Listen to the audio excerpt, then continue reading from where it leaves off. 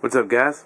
Casca1369 again, bringing you a deck tech for what I like to call, my friend actually named it this at F&M, joking around, looking at the deck, and I just kind of like to stick with it, so I'm probably going to even put it on a couple of websites as this name too, and it is going to be called Big Burn. And yeah, this is going to be my deck tech. This is going to be the deck that I am playing at the Born of the Gods game day this Saturday, so I'll let you know how it goes with that. Bring you a video for that. But here we go, guys. Starting with the lands, we have 3 planes,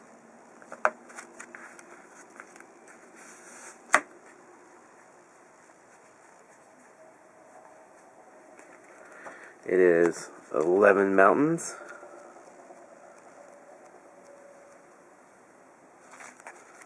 I do have some cool, I really enjoy it. I'm trying to collect the full art stuff. Been buying some unglued lands. But yeah, 11 mountains. This is where I'm a little short. This is 3 Temple of Triumphs. I would like to run 4, just for the scrap effect, because it's really good. But I'm short 1 right now, so this could change before the game day. I could be running 4. Running 4 Boris Gilgates. They do kind of slow it down coming into tap, but you know, mid-range isn't bad. This can hold its own, thankfully, too. It's got a lot of burn, but it's got enough good mid-ranginess to hold its own. So, once again, 2 Sacred Foundries. Would like to run 4 and cut the mountains back a little bit, but gotta do what you gotta do. So, like I said, if it ends up changing, I'll bring, you know, a video to you afterwards and show you what I changed. So that is the lands for this deck.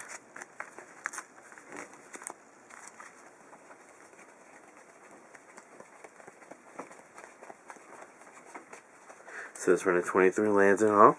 I actually had to count those, I should know that, but now we'll just go ahead and go to burn. So that'll be our next biggest stack. Let's see, we are running 2 Searing Bloods. I mean, I think it's a really good card. It is double mana, but with all the duels and the between the shocks and the scry, it's not really hard to get the double red. And I mean, just to, you know, take it early, especially if you're playing another aggro deck, take a creature out early and then deal 3 to their face.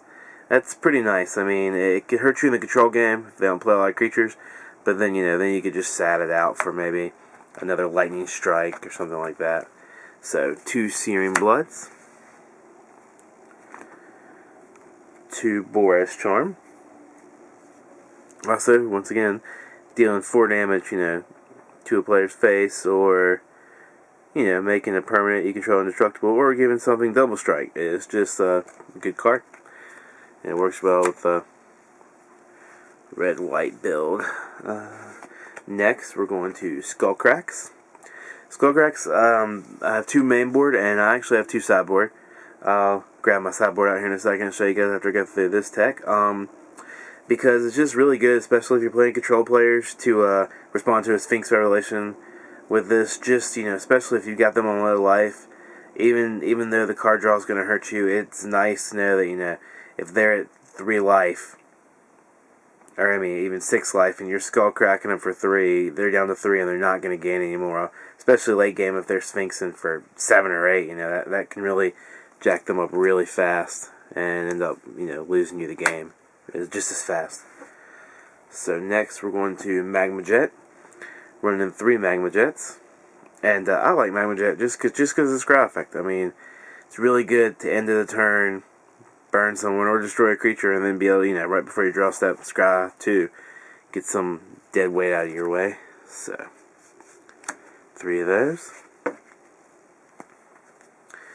Also 3 Lightning Strikes. Lightning Strike is, obviously, everybody knows, it's not as good as Bolt. It costs 1 more for the same amount. But it is nice to be able to choose a creature or a player. Unlike Skullcrack, where it's going straight to the face. I know I say to the face a lot, I'm sorry. But yeah, 3 damage, you know, to a player or a creature is always good. So 3 Lightning Strikes. 4 War Leaders Helix. I think, you know, for 4 mana card, it's a little high costed, but to actually deal 4 damage and gain 4 life, I don't think it's really high cost. I think it's actually right in a fair alley, and I think it's a great card. It can help you late game if you're, if you're taking beatings, especially from another aggro deck. It's a really good advantage to be able to knock them down 4 and then gain that 4 life back. So that's why I actually run 4 of it.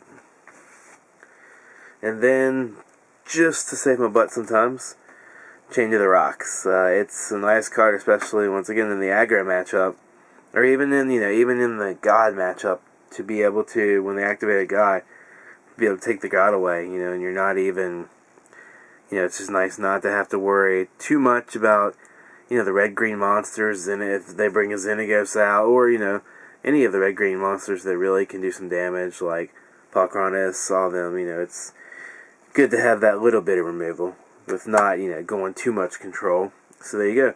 That right there is my burn and kind of spell section of the deck.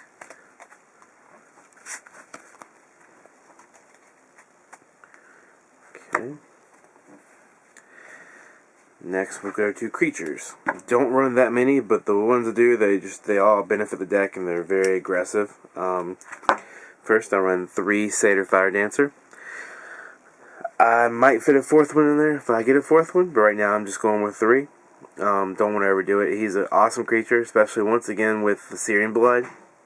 The 2 damage. 2 damage to their creature, 3 to their face, and then 3 to another creature if they have another one on board. And it's a really good quick board wipe on turn 3 or turn 4. If they're playing a bunch of little creatures.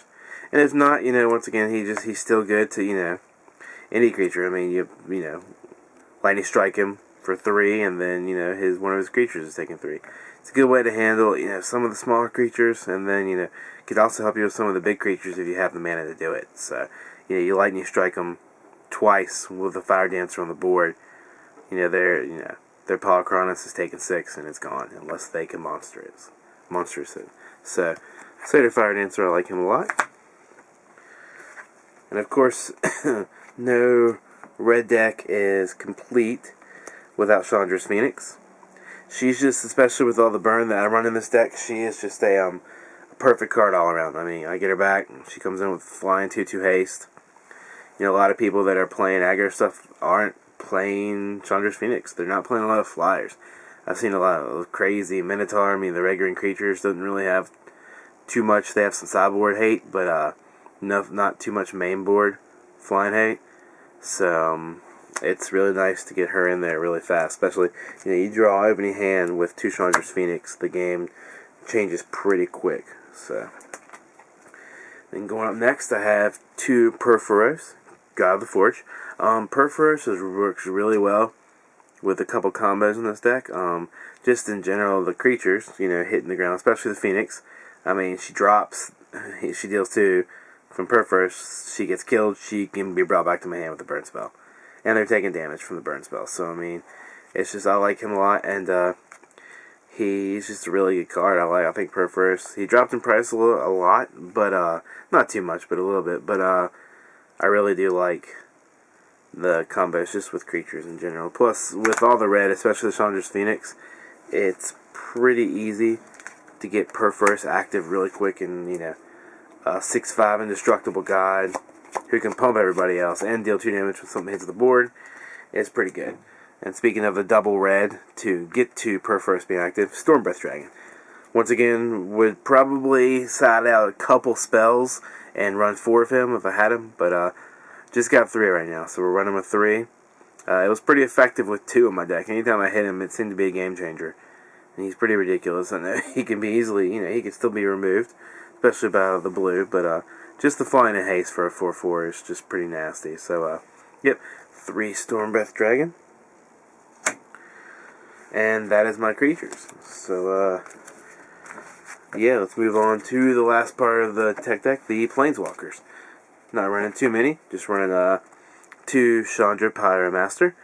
She's great for, for the Phoenix bring back hate, just to, +1, they're taking damage and you're getting the Phoenix back to play. And the 0 is really nice too if you're running low, if you're getting them down close, but you just don't have that last burn spell, it's nice to zero her and draw and try to pull something, or maybe even play another creature, get something, Stormbreath Dragon, something going on the board. So she works really well for that. And then her ultimate is just, you hit an ultimate. I mean, especially if you hit something like Lightning Strike. I mean, it puts them, especially if they're anywhere close to death range, that's going to do it. So, if you can get her there and protect her. And then, last but not least, 3 Elspeth, Sun's Champion. Elspeth is just an all-around amazing card. 6-drop, you always want to say, oh, that's high, but I think the metagame has slowed down a little bit. The monsters trust to take it fast with the ramp, but that's really just a ramp into the bigger stuff. It's not too much earlier. But, so I think a 6-drop is still fair. And the +1 is great. Talking about combo earlier with Perforos, it is ridiculous to +1 Elspeth and deal 6 damage to them and get 3/1 creatures. So that is a really nice combo with Perforos and Elspeth. Her -3 is just a great, great board wipe. Even if it takes your creatures, just to get the advantage. -3, and if they can't play something with haste next turn, you're starting to pump out 3 1/1 white creatures and pump her back up. So, I mean, and of course, once again, her ultimate would just, ends games. So, there you go, guys. And I do have a Japanese one. I really like this one. Had to show it off a little bit. Sorry about that. But yeah, so 3 Elspeths. And that is the end of my tech deck, guys.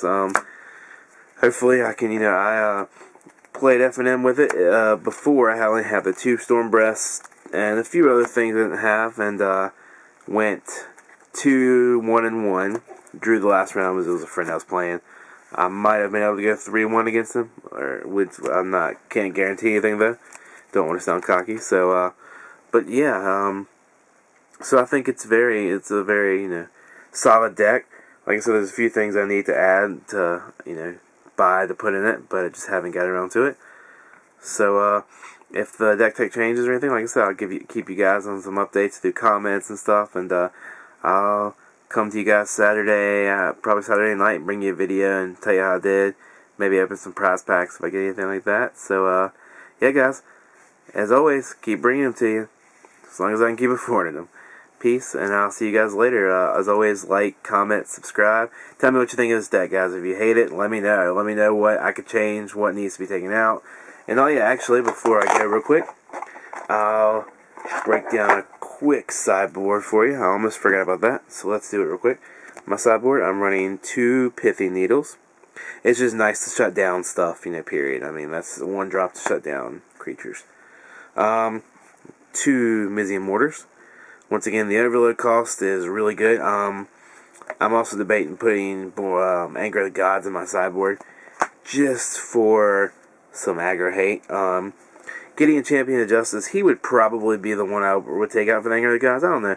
People seem to hate on Gideon, but his +1's really nice to make him a bigger, especially if you are playing aggro deck. He gives you a little bit of a advantage to be swinging with, anywhere from a 7/7 to a 10/10 after 1+, if they're running a bunch of creatures on the side. And so, I mean, at least forces them to have to block with some creatures to get, to try to save life. So 2 Gideons, excuse me, sorry, knocked the camera a little bit. 3 Revoke Existence. It's just a great card. Once again, if you're playing anything that has a lot of gods in it, God Hate's great. So, and anything like that, any good enchantments, if they're just reaming you with enchantments, it's nice to have these. So, Revoke Existence, 2-drop white, always great to have. Spirit of the Labyrinth.